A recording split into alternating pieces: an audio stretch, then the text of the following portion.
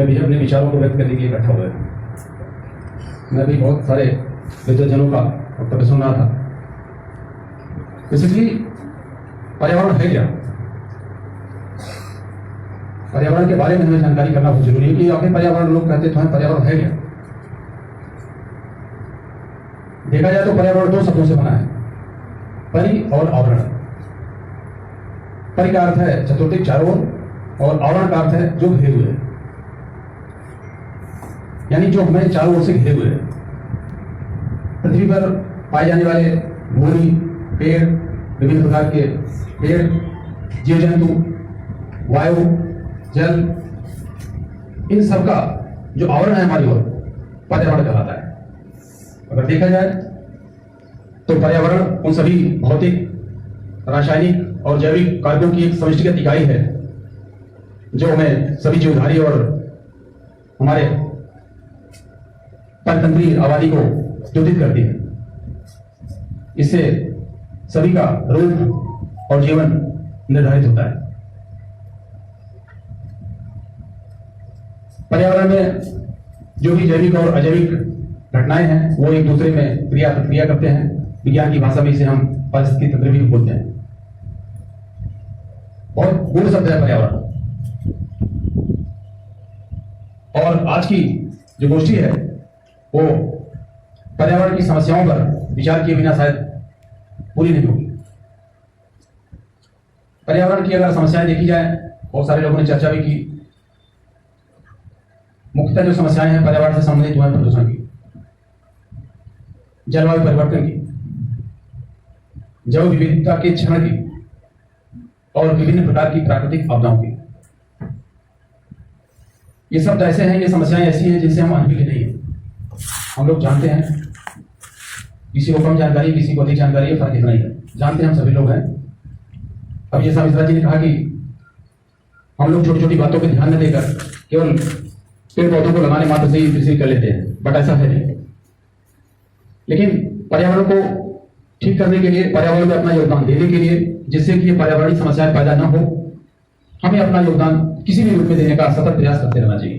प्रदूषण है, आप देखिए वायु प्रदूषण हमें प्रतिदिन परेशान करता है। आप देखिए ठंडक के महीने में जब दिसंबर जनवरी का महीना आता है तो एक फॉग जैसा बन जाता है, हमें हमारी विजिबिलिटी कम हो जाती है।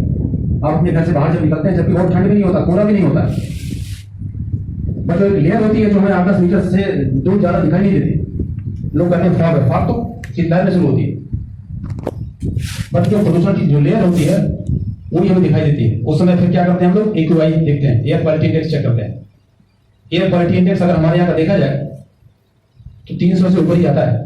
लखनऊ और दिल्ली की तुलना करें आप तो 300 से ऊपर ही रहता है उस समय। गाजीपुर का देखिए, उस समय गाजीपुर में था, गाजीपुर में भी 100+ था, जबकि ये 50 से ऊपर नहीं होना चाहिए। तो आप समझिए कि हम किस प्रकार के प्रदूषण में जीवन यापन कर रहे हैं। जब वाशिंगटन का 10 या 12 होता है, सिडनी का 3 या 4 होता है, तब हमारे यहाँ का 125 के आसपास होता है। तो आप सोचिए कि वहां का पर्यावरण कैसा होगा और हमारे यहाँ का पर्यावरण कैसा होगा। हम किस तरह की परिस्थितियों में अपने को ढाल रहे हैं, और इसके लिए हम ही लोग जिम्मेदार हैं। ऐसा नहीं है कि वो हमारे यहाँ प्रकृति ने ऐसा बनाया है। अगर प्रकृति ने बनाया होता तो सिडनी में, इंग्लैंड में, वाशिंगटन में, न्यूयॉर्क में उनके यहाँ AQI हमारी तरह नहीं होता, उनके यहाँ डिफरेंट नहीं होता, उनके यहाँ कम नहीं होता। ऐसे ही जल प्रदूषण आप देख लीजिए, गंगा की सफाई के लिए कितनी मेहनत हमारे भारत सरकार और उत्तर प्रदेश सरकार द्वारा की जा रही है। कितना पैसा इस पर खर्च किया जा रहा है। नमामि गंगे जैसा प्रोजेक्ट लाया गया भारत सरकार द्वारा। हम लोग क्या करते हैं, कुछ भी उठाते हैं, पूजा पाठ करते हैं, सब कुछ ले जाकर डाल देते हैं। जो परंपराएं थी वो परंपराएं इस रूप में हो गई कि आज हम लोग उसकी सफाई में कम, उसकी गंदगी बढ़ाने में ज्यादा योगदान दे रहे हैं। लेकिन ऐसी हमारी परंपराएं थी नहीं। अगर आप परंपराओं को देखेंगे तो हमारे यहाँ तो वृक्ष पूजा भी होती है। पीपल को काटना कितना अशुभ माना जाता है, उसका और कोई धार्मिक कारण थोड़ी है।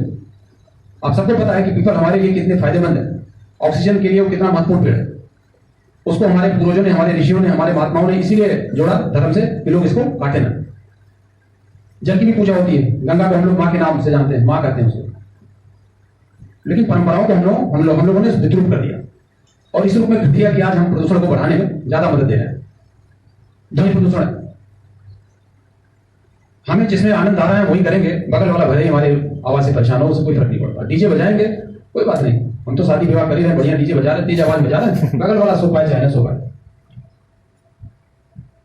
प्रदूषण की जितने भी प्रकार हैं उन सबको, ऐसा नहीं कोई इसमें रॉकेट साइंस हो, और सामान्य ज्ञान से, कॉमन सेंस से हमें उसमें जितना सहयोग हम कर सकते हैं उसको कम करने में हमें मदद करनी चाहिए। इसी कारण से जलवायु परिवर्तन होते हैं, जैव विविधता का ह्रास हो रहा है और विभिन्न प्रकार की प्राकृतिक आपदाएं भी आ रही हैं।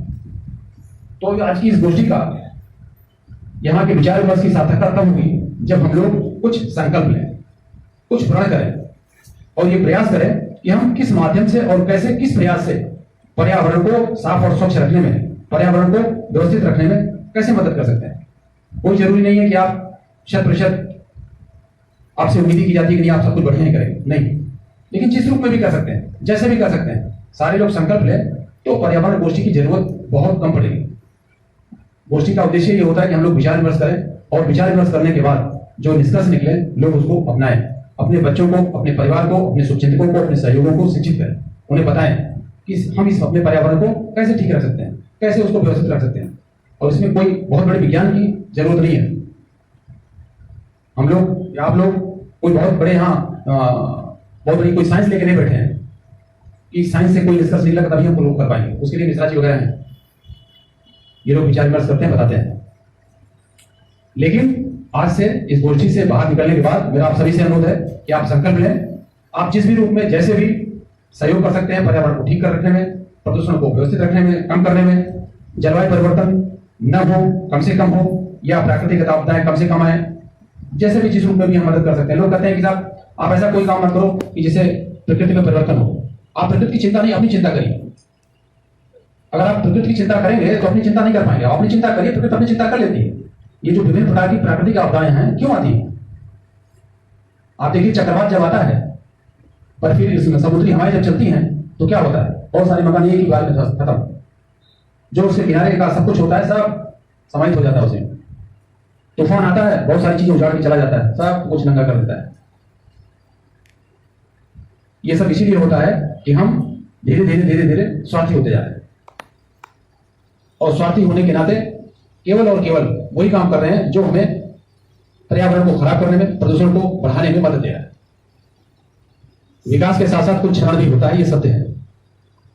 विज्ञान जब आगे बढ़ता है, जब विकास होता है, भौतिक विकास विशेष रूप से जब होता है तो स्वाभाविक ये सब चीजें होती हैं, लेकिन साथ में हमें उसका एक ऑप्शन भी ढूंढना पड़ता है, एक विकल्प भी तलाशना पड़ता है। और जब हम विकल्प को लेकर के चलेंगे तो निश्चित रूप से पर्यावरण हमारा ठीक रहेगा, प्रदूषण कम होगा और प्राकृतिक आपदाएं भी इस रूप में नहीं आएगी कि हमें बहुत ज्यादा नुकसान पहुंचाए। मेरा आप सभी से अनुरोध है कि इस गोष्ठी से लाभ लें, अपने आसपास के परिवेश को ठीक रखने में प्रयास करें, जितना भी जिस भी रूप में आप मदद दे सकते हैं, सहयोग दे सकते हैं, वो आप देने का प्रयास करें। बहुत बहुत धन्यवाद। Thank you.